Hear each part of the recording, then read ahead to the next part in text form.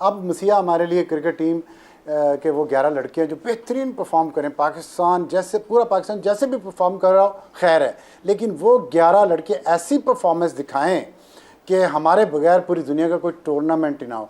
मुझे तो खुदा की कसम घिन आती है जब मैं लोगों को इतना एक्साइटेड देखता हूँ क्रिकेट मैच में। ये गालों पे बच्चियों ने वो लाइनें लगाई हुई, जिब्रे, रंग बिरंगे जिब्रे। और कई हया करो, मत खेलो, मत खेलो। सर जब खेलने को ग्राउंड्स नहीं होंगे तो फिर और बहुत कुछ होता है, यही तो तवज्जो करने की जरूरत है। नहीं आशा, खुदा की कसम हंसना हराम होना चाहिए जो हालत है। ठीक है, अब सर साहब ये जो गुफ्तगू हो रही है क्रिकेट इकोनॉमी और फिर भारत जहां पहुंच गया है कि वो वीटो करता है जो उसके फैसले हक में नहीं आते, तो ये तमाम फैक्टर्स तो खेल को मुतासिर कर रहे हैं, क्योंकि अगर पाकिस्तान से हट के दीगर बोर्ड्स के साथ भी यही सलूक है तो फिर खेल कहां इसमें रह जाएगा? खेल तो है ही नहीं, आपने कहा सियासत है। पहली बात तो ये कि जैगम साहब ने जो पहले 7-8 मिनट जो बात की है वो मुझे बिल्कुल नहीं सुनाई दी। आखिरी उनके 7-8 मिनट जो हैं वो मैंने सुने, तो उसमें आखिर में उन्होंने जो अब मेरे लिए तो ज़ाहिर 2-3 मिनट ही बचे होंगे, तो आखिर टाइम बताइएगा जरूर, मेरा टाइम कैलकुलेट करके बताइएगा प्लीज। पहले शहजाद साहब बात कर रहे थे, मेरा टाइम कैलकुलेट करके बताइएगा प्लीज, प्लीज बताइएगा मेरा टाइम। जी जी जी ठीक है। तो उन्होंने जो देखे, मैंने आपको पिछले वीक हम प्रोग्राम कर रहे थे ना, मैंने कहा था कि हमें बस या मसीहा की तलाश रहती है या किसी मुजरिम की तलाश रहती है जिसके हम टोकरी में सब कुछ डाल दें। अब मसीहा हमारे लिए क्रिकेट टीम के वो 11 लड़के हैं जो बेहतरीन परफॉर्म करें, पाकिस्तान जैसे पूरा पाकिस्तान जैसे भी परफॉर्म कर रहा हो खैर है, लेकिन वो 11 लड़के ऐसी परफॉर्मेंस दिखाएं कि हमारे बगैर पूरी दुनिया का कोई टूर्नामेंट ही ना हो। ये तो हज़ारों ख्वाहिशें ऐसी हैं कि हर ख्वाहिश पे दम निकले। आपने जिक्र किया शुरू में कि PSL जब शुरू हुआ था, जब PSL शुरू हुआ था उस वक्त पाकिस्तान में डॉलर का रेट 102 था। उस वक्त पेट्रोल 1 लीटर 68 रुपये का आता था। उस वक्त पाकिस्तान के फॉरेन एक्सचेंज रिजर्व $17 बिलियन थे। उस वक्त रोज़ाना TV चैनल ये नहीं बताते थे कि पाकिस्तान आज या कल में डिफ़ॉल्ट हो जाएगा और यहाँ इलेक्शंस होंगे या नहीं होंगे, एक स्टेबिलिटी थी। इसलिए पाकिस्तान में PSL शुरू हुआ, लेकिन हम उसका फ़ायदा नहीं उठा सके।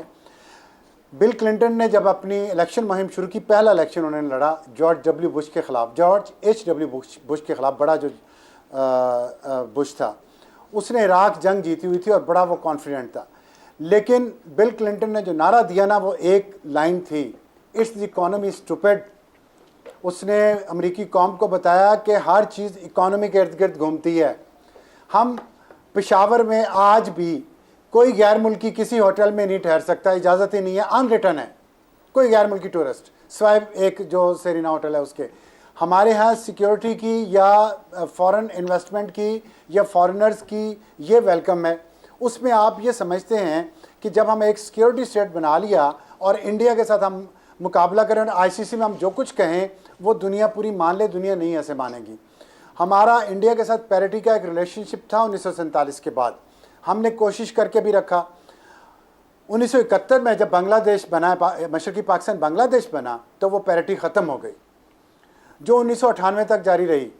1998 में जब पाकिस्तान ने एटमी धमाके किए इंडिया के ख़िलाफ़, तो हम दोबारा 30 साल बाद 20 साल बाद पैरिटी पे आए थे इंडिया के साथ। लेकिन क्या कहूँ मैं, अब फिर आप कहेंगे कि मेरी सुई अटकी हुई है, लेकिन फिर हमें बहुत ज़ोर से कारगिल आया और वो कारगिल देख लें और उसके बाद देख लें हमारी पैरिटी किधर गई। अब हमारे न्यूक्लियर वेपन्स को बड़ा हम शो करते थे ना, कोई परवाह नहीं करता उनकी। उसके बाद अल्लाह ने फिर हमें एक मौका दिया पिछले 51 साल में कि CPEC इंडिया के साथ शुरू किया, चाइना के साथ शुरू किया, ताकि थोड़ी यहाँ कोई इन्वेस्टमेंट नहीं आ रही थी, बम धमाके यहाँ पे हो रहे थे, लोड शेडिंग यहाँ पे थी, कोई फॉरेनर भी नहीं यहाँ पे आता था। 2013 में इतने यहाँ पे बम धमाके हो रहे थे। वो CPEC शुरू हुआ तो हमें कुछ लोगों को बहुत ज़ोर से इमरान प्रोजेक्ट आ गया।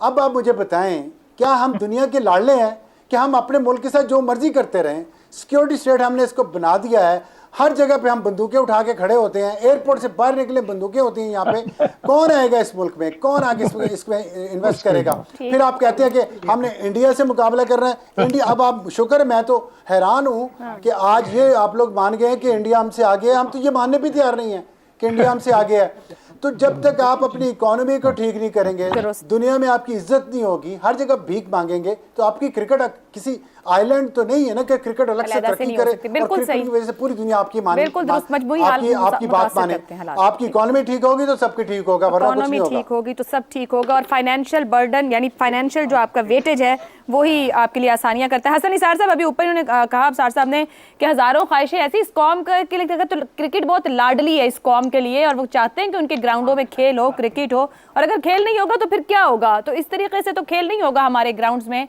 जब हम मेजबान हैं तो भी हमारी मर्जी नहीं कहीं। देखें आयशा, मैं आई एम सॉरी, जानते हैं लोग मुझे ना क्रिकेट से कोई दिलचस्पी है ना इसकी मुझे कुछ समझ है। सो क्रिकेट वगैरह को अलहदा रखो, इस बात का जवाब अलबत्ता दे सकता हूँ कि घुटने क्यों टेके। तो सीधी सी बात है बीबी, सवाए दिफा के, और वो भी कर्टसी एटम बॉम्ब डेटरेंट है बहुत बड़ा, बाकी हम किस शोबे में उनके हम पल्ला हैं। उधर चंद्रयान है, इधर बंदरियान है, इधर बिजली चोर हैं, फिर क्या मतलब? एवं ही घर बैठे चौधरी। मुझे तो खुदा की कसम घिन आती है जब मैं लोगों को इतना एक्साइटेड देखता हूँ क्रिकेट मैच में। ये गालों पे बच्चियों ने वो लाइनें लगाई हुई, जिब्रे, रंग बिरंगे जिब्रे, और कहीं खाया करो, लोग भूखे मर रहे हैं। Cricket cricket cricket, what nonsense. क्या आपका ना साइज मिलता है उसके साथ, ना आपके सिस्टम्स उसका मुकाबला करते हैं, ना आपकी इकोनॉमी, ना आपकी मोरालिटी, कोई सिर पैर ही नहीं है।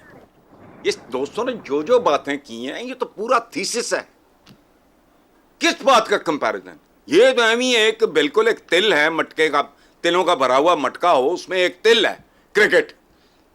उसकी अपनी माइट देखो, उसका साइज देखो, उसकी प्रोग्रेस देखो, उसकी इकोनॉमी देखो, उसका वर्ल्ड इमेज देखो, अपनी औकात देखो। घुटने टेक दिए, घुटने हैं कहाँ आपके? घुटने टेक दिए, क्रिकेट खेलो, चलो बाकी मौज करो। क्रिकेट हसन साहब, ये तो अब नहीं है कि अगर साइज कम है तो हम क्रिकेट ना खेलें, क्रिकेट तो खेलना ही है, और जाहिर बात है हमारे ग्राउंड्स में भी मत खेलो, मत खेलो, मत खेलो। सर, जब खेलने को ग्राउंड्स नहीं होंगे तो फिर और बहुत कुछ होता है। यही तो चाहिए। तवज्जो करने की जरूरत है कि इस नहीं मुल्क में आशा, खुदा की कसम, हंसना हराम होना चाहिए। जो हालत है, अगर हम समझते हैं कि पाकिस्तान एक फैमिली की तरह है, तो आपकी फैमिली में कोहराम मचा हुआ है। बच्चे बिलक रहे हैं, लोग जलील हो रहे हैं, बिल जलाए जा रहे हैं, आप दंदियां निकाल रहे हैं और डांस पर मार रहे हैं। मुझे तो छिछोरपन लगता है। I am sorry.